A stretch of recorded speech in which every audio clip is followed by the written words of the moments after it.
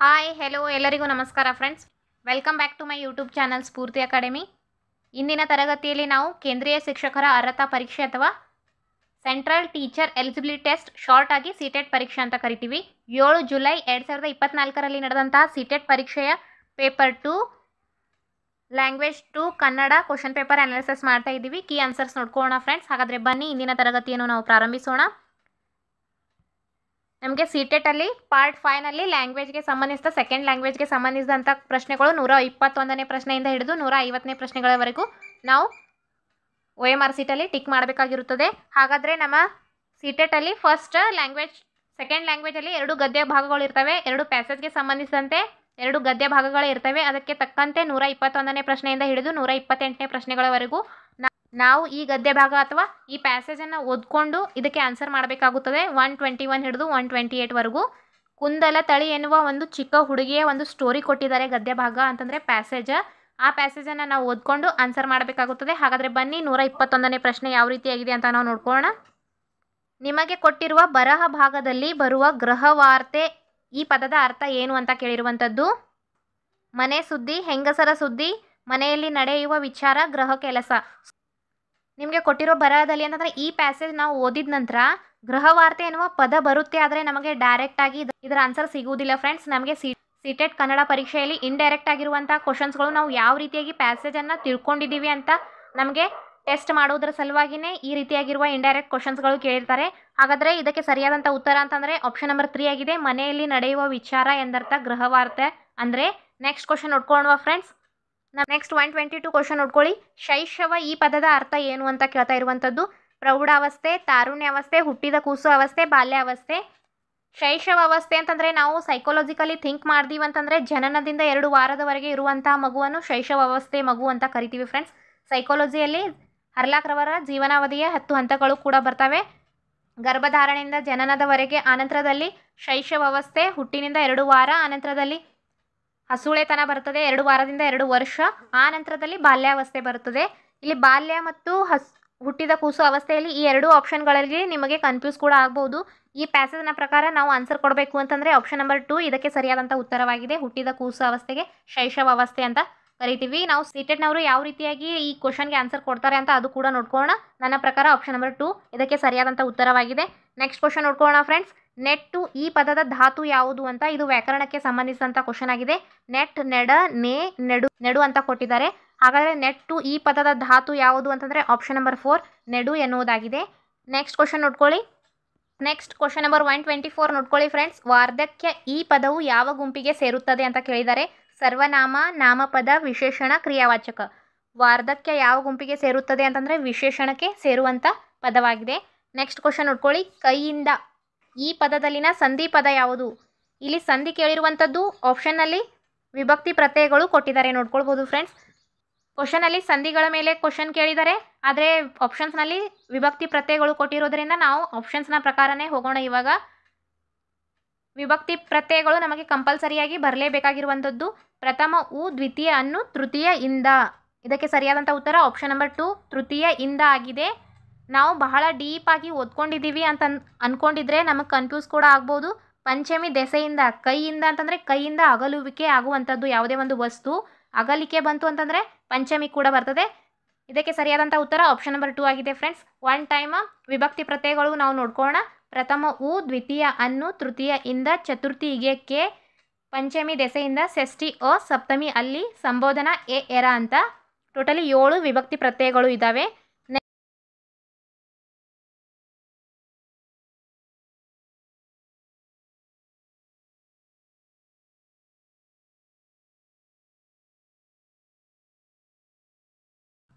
Next ಪ್ರಶ್ನೆಗಳು 129ನೇ ಪ್ರಶ್ನೆಯಿಂದ ಹಿಡಿದು 135ನೇ ಪ್ರಶ್ನೆಗಳವರೆಗೂ ನಮಗೆ ಪ್ಯಾಸೇಜ್ಗೆ ಸಂಬಂಧಿಸಿದಂಥ ಪ್ರಶ್ನೆಗಳು ಇರ್ತವೆ. ಈ ಪ್ಯಾಸೇಜನ್ನು ನೀವು ಒನ್ ಟೈಮ್ ಓದ್ಕೊಳ್ಳಿ. ಕ್ವಶನ್ ಪೇಪರ್ ಸ್ವಲ್ಪ ಕ್ಲಿಯರ್ ಇಲ್ಲ ಫ್ರೆಂಡ್ಸ್, ನಿಮ್ಮ ಹತ್ರ ಇದ್ದಿದ್ರೆ ಓದ್ಕೊಳ್ಳಿ. ನಾವು ಕರ್ನಾಟಕದ ಗತವೈಭವವು ತಿಳಿಸುವುದು ಈ ಪ್ರಶ್ನೆ ನಮಗೆ ಪ್ಯಾಸೇಜಿಂದ ಇಂಡೈರೆಕ್ಟ್ಲಿ ಕೇಳಿದ್ದಾರೆ.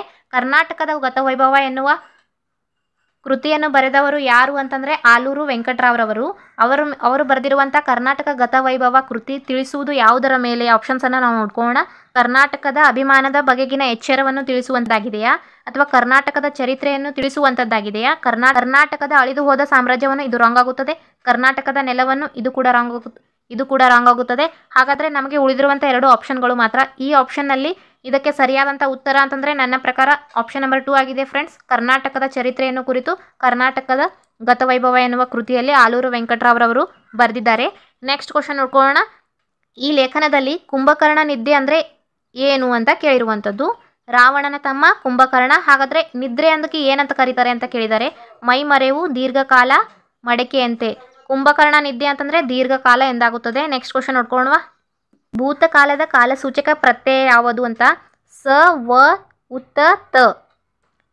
ಸ ಅಂತೂ ಭೂತಕಾಲದ ಕಾಲಸೂಚಕ ಪ್ರತ್ಯಯ ಅಲ್ಲ ಫ್ರೆಂಡ್ಸ್. ವ ಎನ್ನುವುದು ಭವಿಷ್ಯತ್ ಕಾಲದ ಕಾಲಸೂಚಕ ಪ್ರತ್ಯಯ. ಉತ್ತ ಎನ್ನುವುದು ವರ್ತಮಾನ ಕಾಲದ ಕಾಲಸೂಚಕ ಪ್ರತ್ಯಯ.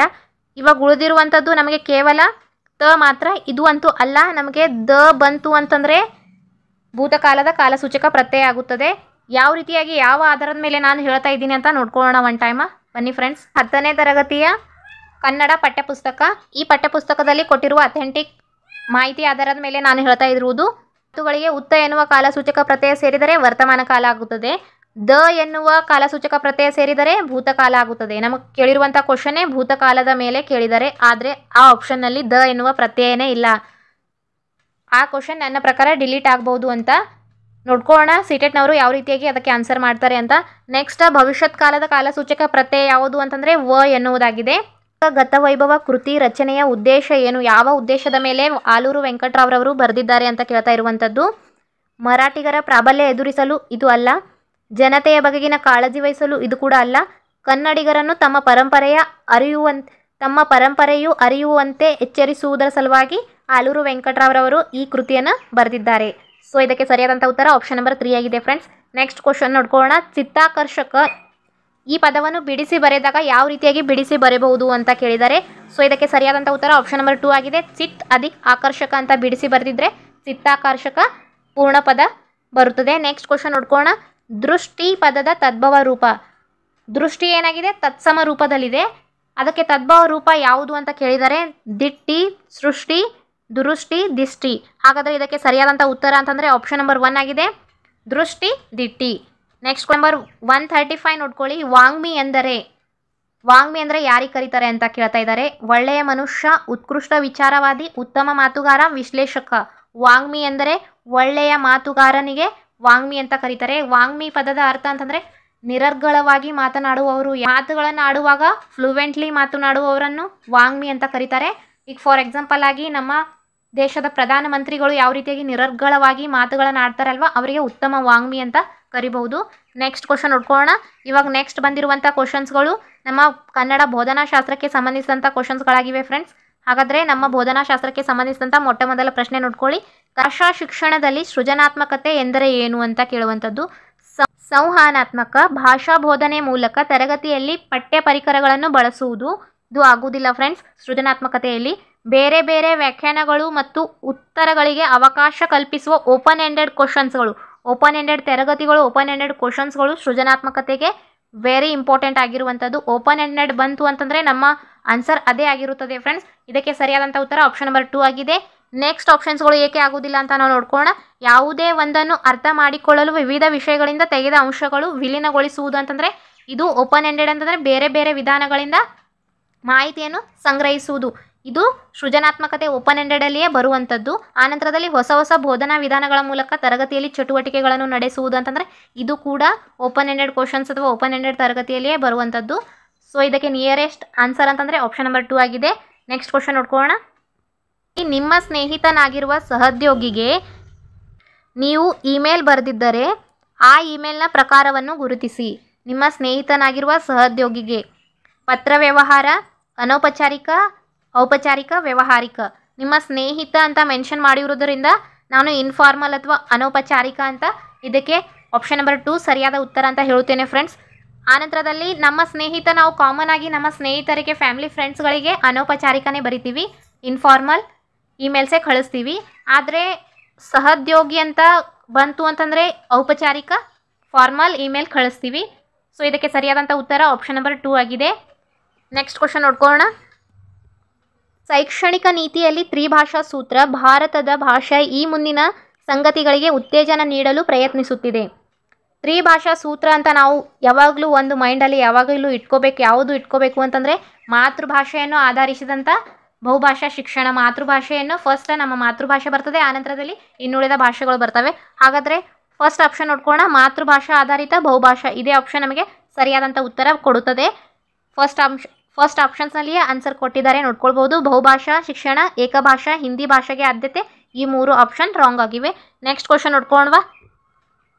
ವಿದ್ಯಾರ್ಥಿಯ ಕಲಿಕೆ ಮತ್ತು ಗ್ರಹಿಕೆಯನ್ನು ಸ್ಪಷ್ಟಪಡಿಸಿಕೊಳ್ಳಲು ಬೋಧನೆ ಕಲಿಕೆಯ ಪ್ರಕ್ರಿಯೆ ಉದ್ದಕ್ಕೂ ಮಾಡಲಾದ ಮೌಲ್ಯಮಾಪನವನ್ನು ಈ ಮುಂದಿನಂತೆ ಕರೆಯುತ್ತಾರೆ.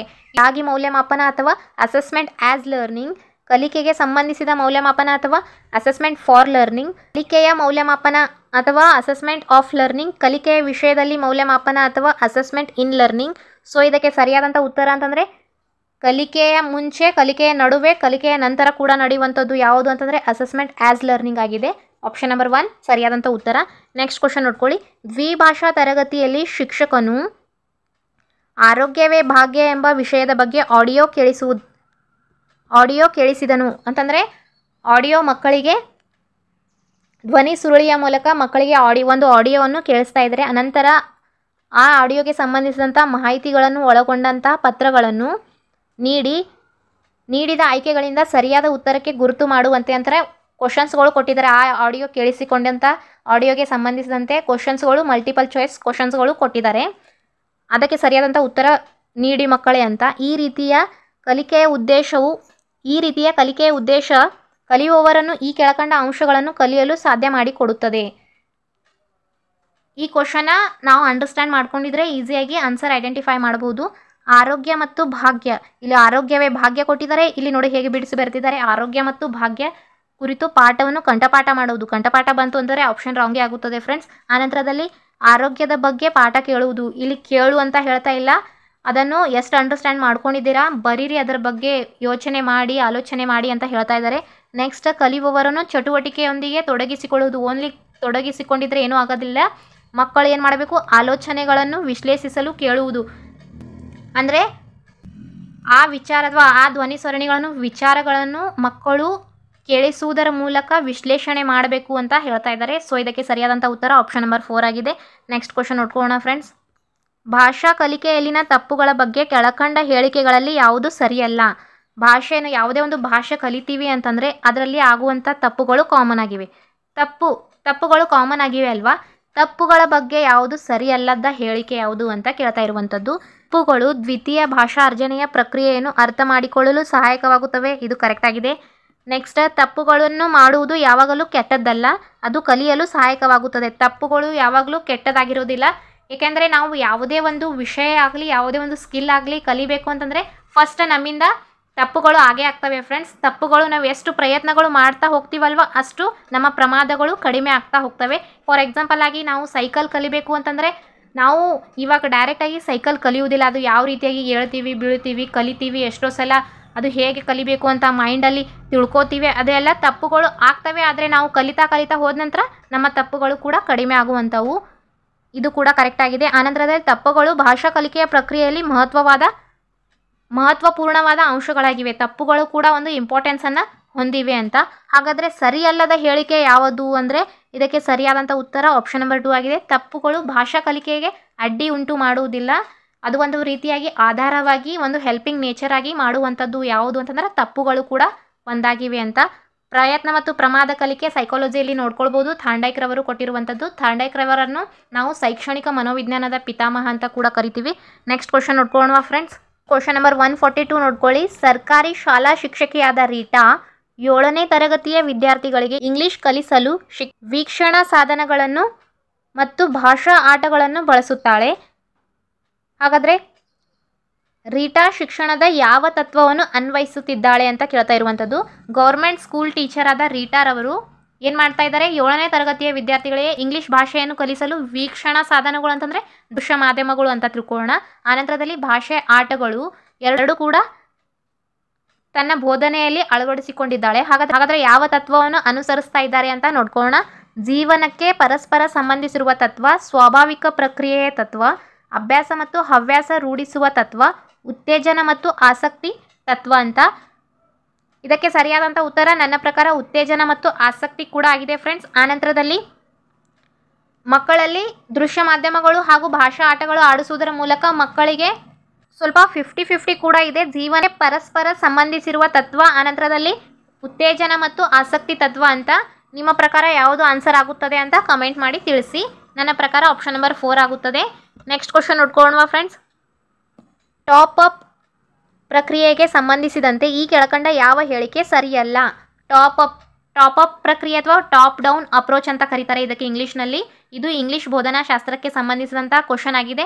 ಟಾಪ್ ಡೌನ್ ಅಪ್ರೋಚ್ ಹಾಗೂ ಬಾಟಮ್ ಅಪ್ ಅಪ್ರೋಚ್ ಅಂತ 2 ವಿಧಾನಗಳು ಕಂಪಲ್ಸರಿಯಾಗಿ 1 ರಿಂದ 2 ಕ್ವಶನ್ಸ್ಗಳು ಇದರ ಮೇಲೆ ನಮಗೆ ಕನ್ನಡ ಬೋಧನಾ ಶಾಸ್ತ್ರದಲ್ಲಿ ಸಿಟೆಟಲ್ಲಿ ಇದ್ದೇ ಇರ್ತವೆ ಫ್ರೆಂಡ್ಸ್. ಟಾಪ್ ಡೌನ್ ಅಪ್ರೋಚ್ ಅಂದರೆ ಏನು ಅಂತ ನಮಗೆ ಗೊತ್ತಿದ್ದರೆ ಇದಕ್ಕೆ ಆನ್ಸರ್ ಈಸಿಯಾಗಿ ಐಡೆಂಟಿಫೈ ಮಾಡ್ಬೋದು. ಟಾಪ್ ಡೌನ್ ಅಂತಂದರೆ ಮೇಲಿಂದ ಫಸ್ಟ್ ಒಂದು ಪ್ರಬಂಧ ಇರ್ತದೆ ಅಥವಾ ಸಾರಾಂಶ ಇರ್ತದೆ ಅಂತ ತಿಳ್ಕೊಳ್ಳಿ. ಆ ಪ್ರಬಂಧದಿಂದ ಹಿಡ್ಕೊಂಡು ವ್ಯಾಖ್ಯೆ ನಂತರ ಪದಗಳ ನಂತರ ಆನಂತರದಲ್ಲಿ ಅಕ್ಷರ. ಅಂದರೆ ಟಾಪ್ ಡೌನ್ ಅಪ್ರೋಚ್ ಅಂದರೆ ಕೆಳಗಡೆ ಬರುವಂಥದ್ದು, ಕೆಳಗಡೆ ಆರೋ ಮಾರ್ಕ್, ಮೇಲಿಂದ ಕೆಳಗೆ ಬರುವಂಥದ್ದು ಅಂತಂದರೆ ದೊಡ್ಡದರಿಂದ ಸಣ್ಣದರ ಕಡೆಗೆ ಬರುವಂಥದ್ದೇ top down approach. Bottom up approach ಅಂತಂದರೆ ಎಲ್ಲರಿಗಿಂತ ಸಣ್ಣದು ಅಕ್ಷರ, ಪದ, ವಾಕ್ಯ, ಪ್ರಬಂಧ ಈ ಕಡೆಗೆ. ಬಾಟಮ್ ಅಪ್ ಅಪ್ರೋಚ್ ಅಂತಂದರೆ ಆರೋ ಮಾರ್ಕ್ ಮೇಲೆ ಇರುತ್ತದೆ ಅಂತ ತಿಳ್ಕೊಳ್ಳಿ. ಇವಾಗ ಟಾಪ್ ಡೌನ್ ಅಪ್ರೋಚ್ಗೆ ಸಂಬಂಧಿಸಿದಂತೆ ಯಾವ ಆಪ್ಷನ್ ಸರಿಯಲ್ಲ ಅಂತ ನೋಡ್ಕೋಣ.